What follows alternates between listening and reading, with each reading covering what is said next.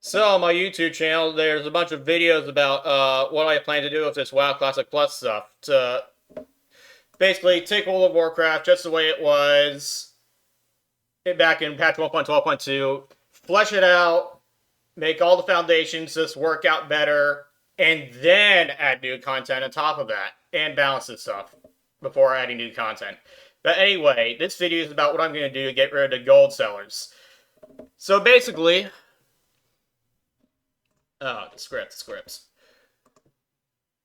So yeah, some of these things they wanted to get rid of gold sellers are legally questionable. These things I'm going to do all assume that I'll somehow have complete ownership of the Warcraft franchise, as if I just let's just imagine I do. Or at least I'll have control of how World of Warcraft Classic Plus is ran, since the stuff otherwise wouldn't work out due to corporate bullshit. And some of these things merely serve, and some of these things are going to do merely serve as foundations to make the actual anti-gold selling / PDKP methods be effective, so their effectiveness won't be obvious without the necessary context. As such, I'll be covering the seemingly irrelevant context first. First, I had to do a number of things to force all 40 man rates to be tied to a specific guild, such that each raid ID is tied to a specific guild, so that you cannot pug 40 mans anymore because the game itself will not let you, so that'll be easier to catch guilds that run GDQP and PDQP runs. So, in order to accomplish this, the first thing I have to do is to force all 40-man raids to only allow in an absolute maximum of 47 players to zone in to the ID.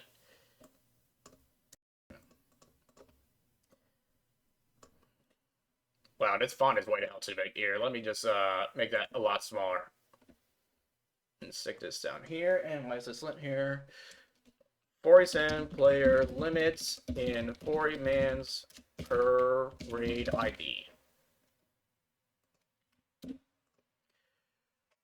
This will limit the amount of potential GDQP and PDQP customers that it can have per raid, in case some customers only care about loot from specific bosses.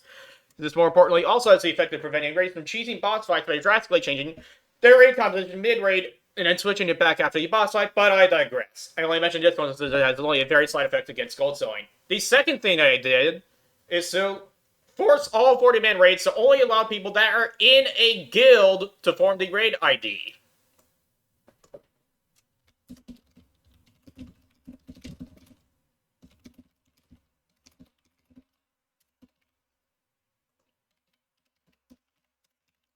Also, it's an important side note, in its Classic Plus vision, I got ZG and AQ20 are turned into 40-man raids. So every team that's harder than Ubers is a 40-man raid. Also, they're all tier 1, but I digress. Anyways. Yeah. This will only allow people... this will only allow people that are in the same guild as a player who formed the raid ID to enter that raid ID. To enter that raid ID. Raid entry requires a guild tag associated with raid ID.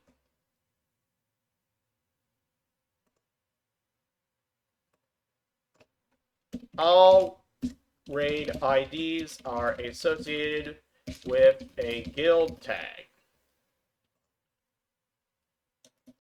I spelled that wrong, but whatever, I'm going to leave it. The third thing I did was to force all 40-man raid IDs to not allow players to zone into them in the first place unless they've been in the same guild for 2 consecutive weeks.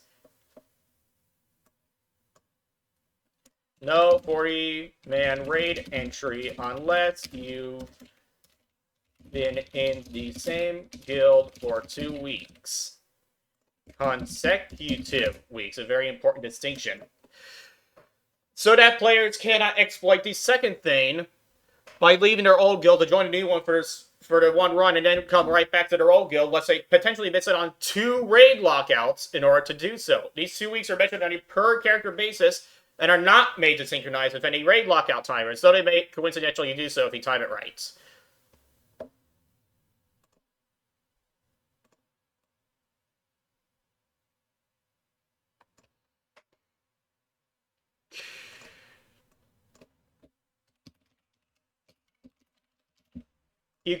As such, you cannot pug 40-man raids, which is where you get the loot that actually matters.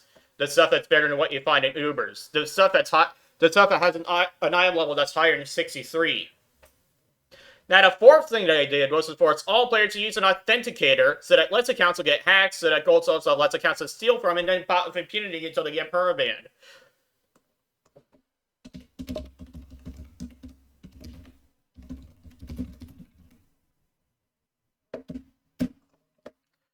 The fifth thing they did is to force all players to use either a debit card or a bank account as their payment method. This will force gold sellers to only pay for the game with money that they actually have, even if it's somebody else's money, at least they'll actually have it. Though this, unfortunately, will not prevent them from simply stealing debit cards or bank account information to pay for the game.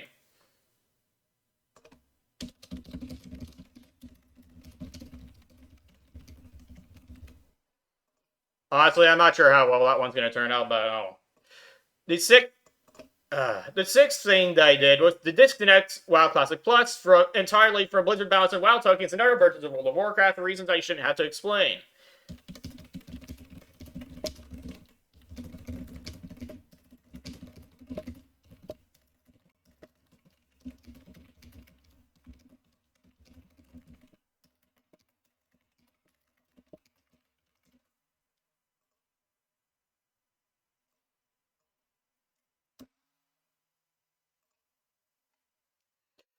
Now, the seventh thing they did is to ensure that each server is staffed by actual human game masters, obviously, who prowl around making sure that no one's spotting, hacking, cheating, or engaging in RMTs. You might think, well, gee, isn't that expensive? Well, you'll see why it's actually affordable in a little bit.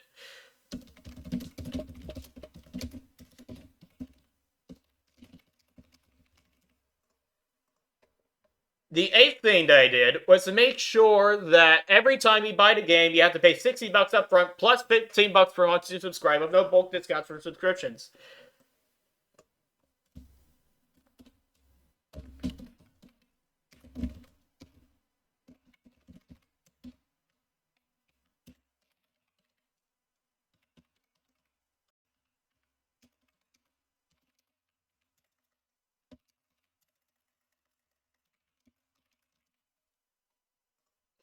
Now, the ninth thing I did was to ensure that the game is not cheaper or more expensive in foreign countries. That is, it'll cost 60 USD in the US, it'll cost 60 USD in Argentina, which will mean a lot more than 60 Argentine pesos. It'll cost 60 USD in China. Oh, wait, I forgot. I remember it's not going to be Chinese servers. For reasons. And it'll cost 60 USD in Japan. Honestly, I would like to be able to have Chinese servers, but I forget if that's going to work out. I already did consideration a long time ago, but yeah, I might reconsider it later, okay? But yeah, it'll cost 60 USD everywhere. No matter the region.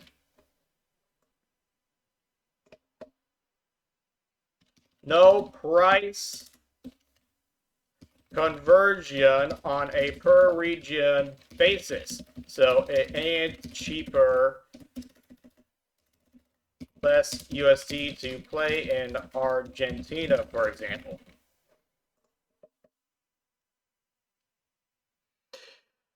Now, for the things that... Oh, wait, hold on, one more thing.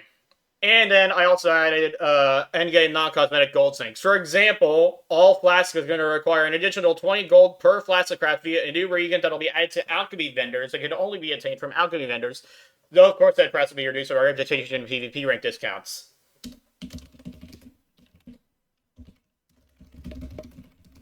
Plus, 40-man raids will all be balanced around usage of flasks and world buffs and shit like that, though world buffs are massively curtailed. But I digress.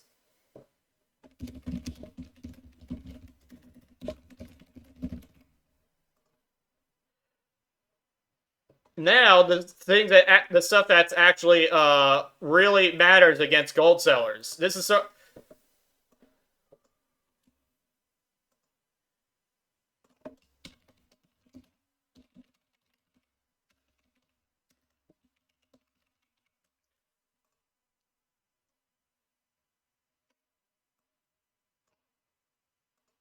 what was it, size 20? Yeah, I think it's size 20. Anyways, Anyways, yeah, the next thing, this is where it starts getting questionable and kind of scary, but this can of worms really does have to be open in order to successfully prevent nearly all real money transactions from occurring in World of Warcraft Classic Plus without the player base being able to weasel their way around it like they have with everything fucking else. If the game master catches a player botting, hacking, cheating, or engaging in real money transactions, as opposed to saying political no-nos, which is completely different, then the GM can actually charge money to your account's payment method in addition to banning you, permanently or not, and such charge will be equal to a bare minimum of at least $600 USD, potentially with an additional arbitrary charge on top of that, depending on how bad the offense was, and whether or not you're a gold seller.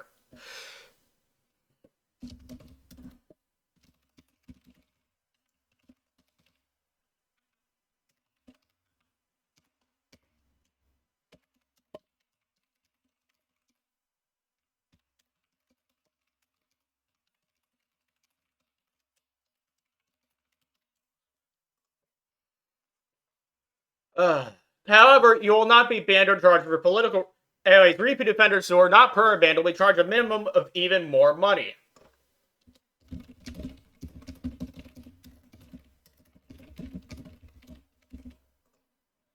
However, you will not be banned or charged for political reasons, but if there is both a political and not political reason to ban or charge your account, then it'll still happen, but just not for the political reason.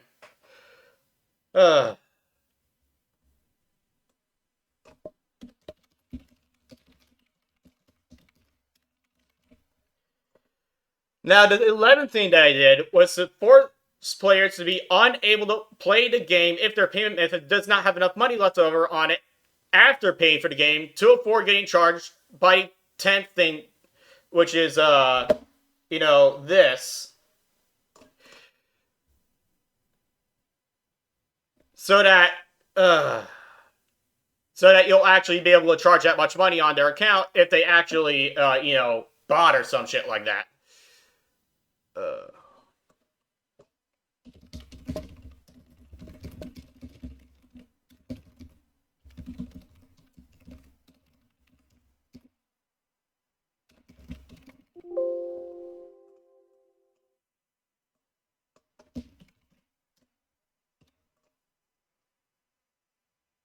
Now, the 12th thing. Anyway, this also is legally questionable. However, do note, however, this is just going to cause the players who don't mind cheating or what have you to simply keep the minimum possible amount of money under a WoW payment method at all times, so that they'll incur the minimum possible penalties for cheating and what have you. But it'll still be a hefty punishment for cheating they don't actually give a damn about. The 12th thing that I did, because this ain't enough, was to cause all game masters to constantly have their entire workstations monitored by artificial intelligence, including according to the workstation itself.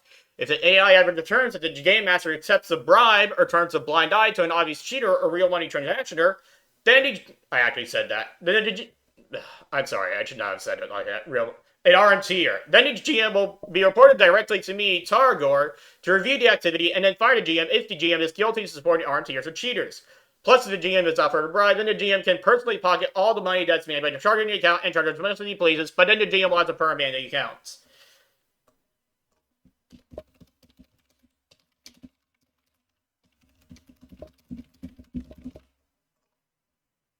The 13th thing that he did was to establish a bounty of real money, $20,000 for players who report with substantial evidence, third party or not, that their guild or another guild has performed at least one PayPal Dragon Kill point, also known as PDKP, run specifically in a 40-man raid and not in other raids.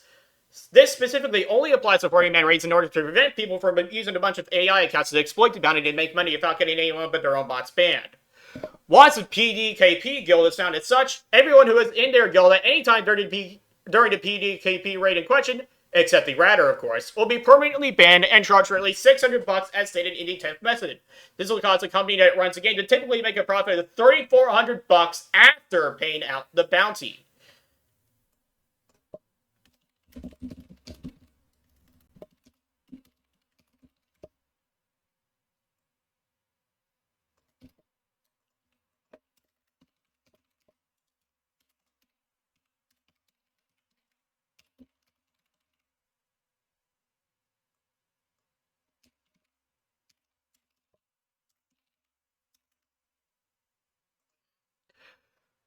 However, GDKP guilds will still be allowed to function normally until it appears to substantially fuel real money transactions, and there probably won't be much gold for them to buy to bid on raid loot with.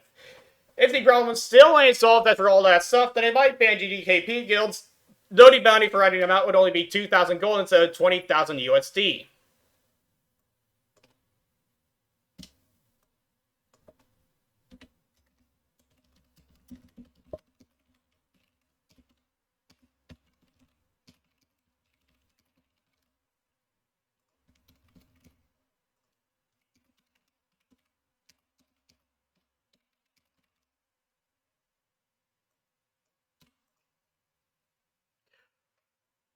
And if that still ain't enough, then I might regrettably, very regrettably,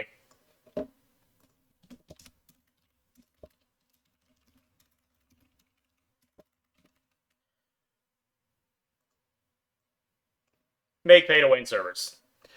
These will be obviously disconnected from all other servers, especially disconnected from the PvP, so that they'll have separate battle groups, and they will not sell WoW tokens, of course. None of the servers will have WoW tokens. And this will immensely reduce the size of the real money transaction market on our servers.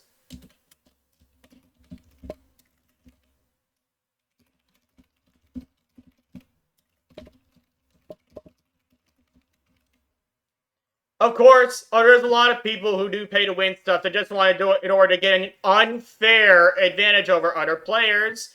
And though they might just not play on pay to win servers, and that's actually not so bad because there are a lot of people who would play on pay to win servers who do not have that mindset. Therefore, those people would not be fueling the gold selling market. They would instead be on the pay to win servers, which would make the gold sellers make less money, which would make them less likely to decide to set up shop in the first place in WoW Classic Plus.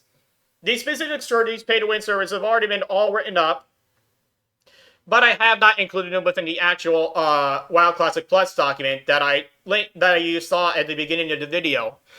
On these pay-to-win servers, they will be such that raid speedruns will be just as legitimate on pay-to-win servers, potentially legitimate, as they are on other servers because players will not be capable of potentially becoming more powerful, provided enough time to get gear and such, on pay-to-win servers than on normal servers. However, the speedrun community actually hate this. They would absolutely hate this, or at least I hope they would. So I really do not want to add pay-to-win servers or anything like that to the game if I don't have to. Anyway, on PvP servers, not only you'll be able to buy levels and any piece of gear in the game, but you'll also be able to buy PvP ranks themselves.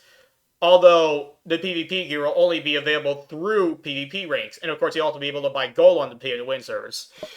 You'll also be able to buy a small selection of cosmetic shirts, the most expensive of which will cost 10 million bucks, and I imagine that some guy be dumb enough to actually buy it. All that said, it can still be very possible to get rid of real money transactions from your game, from WoW Classic Plus, but only if you go about doing it the right way. You'll have to out-weasel the weasels, like I tried to, and use the weasels against each other in order to defeat them once and for all.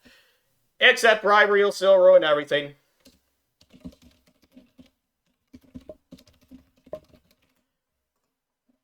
And failing bribery ruin everything, I'm sure that some gold seller is just going to mail me an anthrax-laden pipe bomb to my house or some shit if I actually get control over the game, so that they can establish a gold selling market to make more money.